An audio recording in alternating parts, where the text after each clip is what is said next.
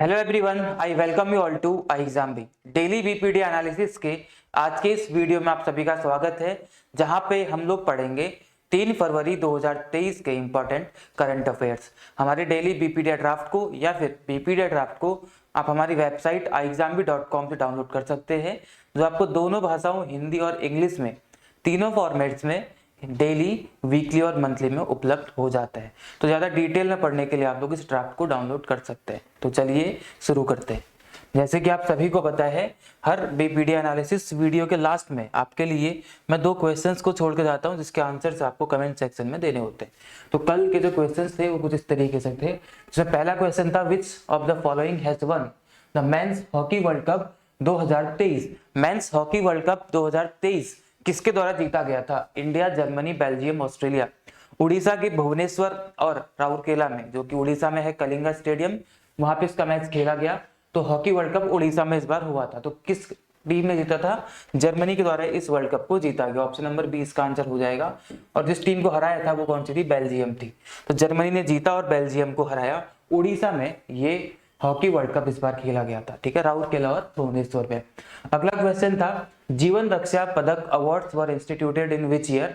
जीवन रक्षा पदक अवार्ड किस साल में इंस्टीट्यूट किए गए थे? अभी आरएसएफ या आरपीएफ के 3 जवानों को यह जीवन रक्षा पदक अवार्ड दिया गया। तो आपको बताना है किस ईयर में इनको इंस्टीट्यूट किया गया था। आपको साइड में दिख जाएगा, श्री जयपाल सिंह, श्री सुरेंद्र कुमार और श्री भूरा राम सैनी, इन तीनों को दिया गया अभी जीवन रक्षा पदक अवार्ड। जीवन रक्षा पदक अवार्ड क्यों दिया जाता है? जब भी कोई व्यक्ति या इंडिविजुअल या फिर कोई भी ग्रुप या कोई भी चीज, मतलब ऑर्गेनाइजेशन हो, ग्रुप हो, इंडिविजुअल हो, जब वो किसी अन्य व्यक्ति की रक्षा करता है, अपनी एक दरियादिली वहां पे दिखाता है, लोगों की रक्षा करता है, कुछ चीजें जैसे जो फायर के इंसिडेंट्स हो जाते हैं, इलेक्ट्रोक्यूशन या नेचुरल कैलेमिटीज हो जाते हैं, ऐसी स्थितियों में जीवन बचाता है, किसी के अमूल्य जीवन को बचाने का ट्राई करता है, तो उस व्यक्ति को दिया जाता है यह जीवन रक्षा पदक अवार्ड। इसको कब इंस्टीट्यूट किया गया था? 1961 में इसको इंस्टीट्यूट किया गया था। 3 कैटेगरीज इसमें होती हैं। सबसे पहले सर्वोत्तम जीवन रक्षा पदक अवार्ड, दूसरा उत्तम जीवन रक्षा पदक और तीसरा जीवन रक्षा पदक। ये 3 इसमें कैटेगरीज होती है, जिसमें 2 लाख रुपए का इनाम फर्स्ट कैटेगरी में, 1.5 लाख रुपए का इनाम आपको उत्तम जीवन रक्षा पदक में, और जीवन रक्षा पदक में आपको 1 लाख रुपए का इनाम दिया जाता है।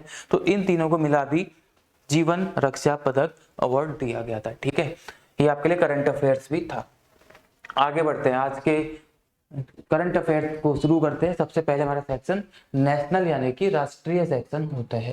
तो देखते हैं कि राष्ट्रीय सेक्शन में आपके लिए क्या न्यूज इंपॉर्टेंट बनी है। पहली news, Digi Yatra to be implemented at Kolkata, Pune, Vijayawada and Hyderabad airport by March 2023। Digi Yatra, अब डिजी यात्रा क्या है? ये मिनिस्ट्री ऑफ सिविल एविएशन के द्वारा लॉन्च किया गया एक इनिशिएटिव है, जिसमें बेसिकली यह ट्राई किया जाता है कि जितने पैसेंजर्स होते हैं एयरपोर्ट में, उन सभी को एक हैसल फ्री, सीमलेस सुविधा वहां पे दी जा सके, ताकि वो इजीली अपना, मतलब कन्वीनियंट तरीके से अपनी यात्रा भी कर सके। और जितने भी वेरियस चेक पॉइंट्स होते हैं जहाँ पे इनकी आईडीज और टिकट्स को चेक किया जाता है, इनको डिजिटल तरीके से किया जाए, ताकि उनको कोई प्रॉब्लम वहाँ पे ना हो। इसके लिए फेशियल रिकॉग्निशन टेक्नोलॉजी का यूज किया जाता है, जिसकी मदद से लोग बायोमेट्रिक की मदद से उनके आईडीज, टिकट को चेक करने का ट्राई करते हैं।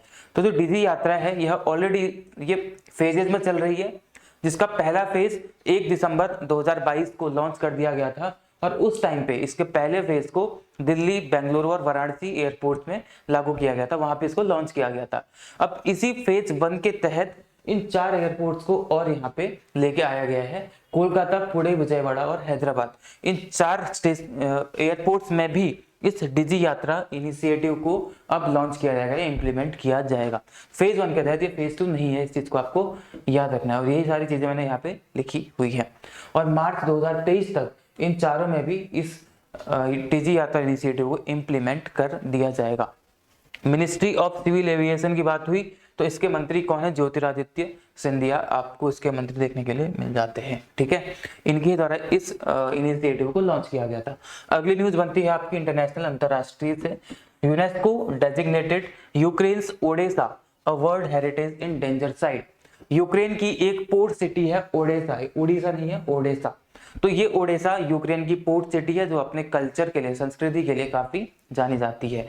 जब रसिया ने यहाँ पे इन्वेजन किया उसके बाद यह सिटी खतरे में आ गई, तो इसके बाद यूनेस्को ने डिसाइड किया है कि अब इसको हम लोग एक world heritage in danger list में इसको डालेंगे।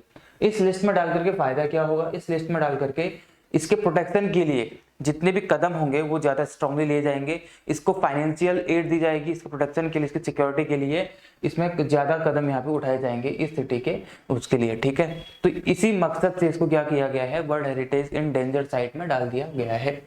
ये वहां की एक सी पोर्ट सिटी है, ब्लैक सी पोर्ट सिटी। यूनेस्को के बारे में यहाँ पे बात हो रही है। यूनेस्को क्या है, UNESCO is United Nations Educational, Scientific and Cultural Organization. United Nations Education, Scientific and Cultural Organization जो पूरे विश्व में एजुकेशन और साइंस और कल्चर के क्षेत्र में इन सब चीजों को पूरे विश्व में सिक्योरिटी प्रदान करना, इनको बढ़ावा देना, इन सब चीजों के लिए काम करती है यह संस्था यूनेस्को। यूनेस्को की स्थापना कब की गई थी, 16 नवंबर 1945 को की गई थी। हेडक्वार्टर इसके पेरिस फ्रांस में है। इसके डीजी यानी कि डायरेक्टर जनरल कौन है, ऑड्रे एजुले, ठीक है। इसके डीजी देखने के लिए आपको मिल जाते हैं यूनेस्को। इसके बाद रसिया की बात हो रही थी यहाँ पे, तो रसिया की राजधानी मॉस्को, व्लादिमीर पुतिन ऑब्वियसली यहाँ के प्रेसिडेंट हैं, और यूक्रेन की राजधानी कीव और प्रेसिडेंट यहाँ के वोलोदिमिर जेलेंस्की हैं, वोलोदिमिर जेलेंस्की। और रसिया के कौन है, व्लादिमीर पुतिन, ठीक है। इतनी जानकारी आपको इस न्यूज से मिलती है। अगला जो है राज्य सेक्शन। राज्य सेक्शन से क्या इंपॉर्टेंट बना है आपके लिए, Odisha CM secretary VK Pandian conferred with FIH president award. FIH president award दिया जाता है किस क्षेत्र में, जब कोई व्यक्ति, इंडिविजुअल हो या ऑर्गेनाइजेशन हो, कुछ भी हो, वह हॉकी के क्षेत्र में एक इंपॉर्टेंट कंट्रीब्यूशन देता है, उसने हॉकी में अपनी सर्विसेज कुछ इस तरीके से दी जाती हैं कि उसको रिकॉग्नाइज किया जा सके, तो उस व्यक्ति को या ऑर्गेनाइजेशन को दिया जाता है क्या, कौन सा अवार्ड, FIH प्रेसिडेंट अवार्ड दिया जाता है। तो जो FIH के प्रेसिडेंट है तैयब इकराम, इन्होंने वीके पांडियन को यह अवार्ड दिया। वीके पांडियन कौन है, उड़ीसा के जो मुख्यमंत्री हैं उनके सेक्रेटरी हैं वीके पांडियन, तो इनको यह अवार्ड अभी हाल ही में दिया गया था, FIH प्रेसिडेंट अवार्ड दिया गया, ठीक है। उड़ीसा के बारे में जान लेते हैं। भुवनेश्वर यहाँ की राजधानी, मुख्यमंत्री यहाँ के नवीन पटनायक और गवर्नर यहाँ के गणेशी लाल जी हैं। अब क्यों दिया जाता है ये अवार्ड, मैंने आपको बता दिया, हॉकी के क्षेत्र में अपना इंपॉर्टेंट कंट्रीब्यूशन देने के लिए। रिपोर्ट एंड इंडेक्सेस, ये आपके लिए काफी इंपॉर्टेंट रिपोर्ट इंडेक्स निकल के आई है। IIRF मतलब इंडियन इंस्टीट्यूट रैंकिंग फ्रेमवर्क, इन्होंने लिस्ट जारी करी जहाँ पे जो MBA के लिए, management of and business studies के लिए जितने भी इंस्टीट्यूट हैं इंडिया में, उनको रैंकिंग प्रदान करी। तो इसमें बताया गया कि जो 4 बेस्ट IIMs हैं MBA परस्यू करने के लिए इंडिया में, उसमें सबसे पहले नंबर पे कौन सा आता है, IIM अहमदाबाद आता है। सेकंड नंबर पे IIM बेंगलुरु, थर्ड नंबर पे IIM कोलकाता, फोर्थ नंबर पे IIM लखनऊ। ये 4 बेस्ट IIM से टॉप में आते हैं अगर आपको इंडिया में MBA परस्यू करना है तो। IIRF यानी कि इंडियन इंस्टीट्यूट रैंकिंग फ्रेमवर्क की लिस्ट के अनुसार ये है 4 इंडिया के। इसी के साथ साथ जो वर्ल्ड के बेस्ट 5 MBA कॉलेजेस या इंस्टीट्यूट हैं वो कौन से हैं, सबसे पहले लंदन बिजनेस स्कूल जो कि UK बेस्ड है, उसके बाद वार्टन यूनिवर्सिटी ऑफ पेनिसिल्वेनिया जो कि USA बेस्ड है obviously, Harvard business school USA, Stanford university USA और INSEAD जो कि फ्रांस में है। तो आप देखेंगे टॉप 5 में से टॉप 3 सेकंड, थर्ड और फोर्थ कहाँ की है, USA की आपको देखने के लिए मिल जाती है। ये आपको वर्ल्ड के टॉप 5 यूनिवर्सिटीज या कॉलेजेस हैं, ठीक है। उसके बाद एक इंपॉर्टेंट चीज यहाँ पे लिखी है, जो ये रैंकिंग दी गई IIRF के द्वारा 7 पैरामीटर्स को ध्यान में रखते हुए दी जाती है। अब वो पैरामीटर्स क्या होते हैं, रिसर्च के क्षेत्र में वो कैसा परफॉर्म करती है यूनिवर्सिटी या college, teaching learning resources pedagogy, या उसके साथ industry income and integration, placement performance, future orientation, external perception and international outlook, और उसके साथ साथ प्लेसमेंट स्ट्रेटजीज एंड सपोर्ट। इन 7 पैरामीटर्स को ध्यान में रखते हुए IIRF यह रैंकिंग को देता है। तो 5 वर्ल्ड के ये वाले हैं और इंडिया के 4 बेस्ट कौन से हैं, ये वाले, IIM Ahmedabad, IIM Bengaluru, IIM Kolkata और IIM लखनऊ, ये 5 हो जाते हैं, ठीक है। आगे बढ़ते हैं, आपके लिए क्या इंपॉर्टेंट है अगली न्यूज देखते हैं हम लोग। साइंस एंड टेक, विज्ञान और प्रौद्योगिकी से, India's first hydrogen train will come by December 2023।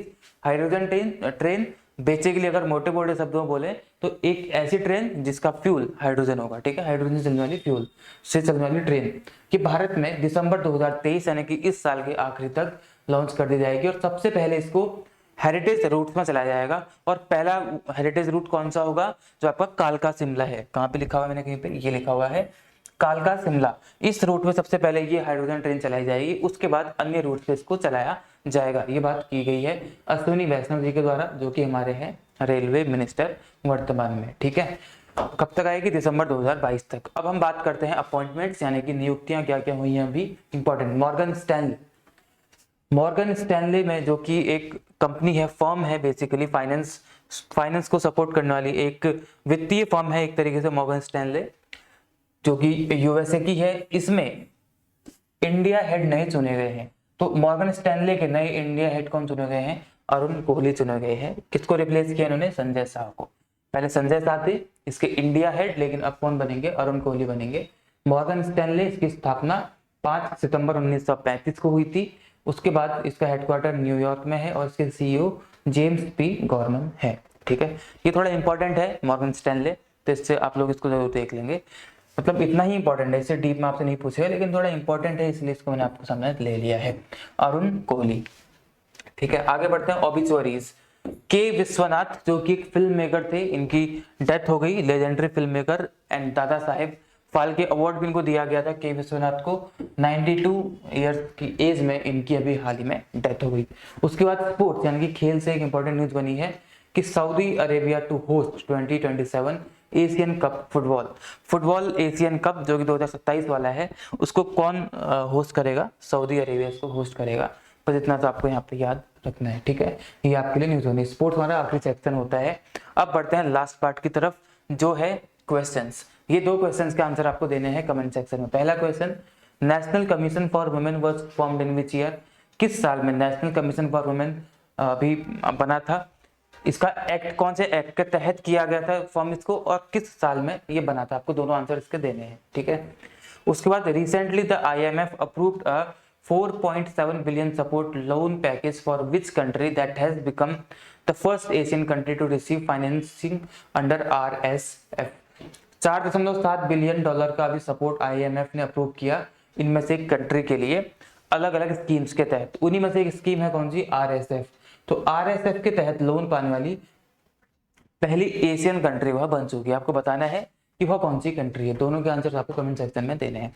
अंत में आपके लिए इंपॉर्टेंट काम जो आपको अब हमारे लिए करना है वह क्या है कि आपको टेलीग्राम में जाकर के SSC B इस चैनल को सर्च कर लेना है और इसको ज्वाइन कर लेना है, ताकि आप जितने भी इंपॉर्टेंट अपडेट्स हो आपको मिल जाए। क्विज के माध्यम से आप अपनी प्रिपरेशन कर सकते हैं, साथ ही साथ आपको इन्फोग्राफिक्स मिलते हैं। सारी चीज़ें आपको यहाँ पे इंपॉर्टेंट टाइम से मिल जाती है और टाइम टू टाइम भी मिलते रहती है। साथ साथ आपको YT चैनल जिस पे आप ये वीडियो अभी देख रहे हैं SSC B, सब्सक्राइब करके बेल आइकन दबा लेना है, ताकि कोई भी इंपॉर्टेंट कंटेंट आपसे मिस ना हो पाए, ठीक है। तो फिर आज के वीडियो में इतना ही रखते हैं। अब हम मिलेंगे आपसे कल नई वीडियो में, जहाँ पे हम 4 फरवरी के इंपॉर्टेंट करंट अफेयर्स को एनालिसिस करेंगे, ठीक है। तो आप सभी को आपके एनुअल एग्जाम्स के लिए all the very best and be 50% faster. Thank you all.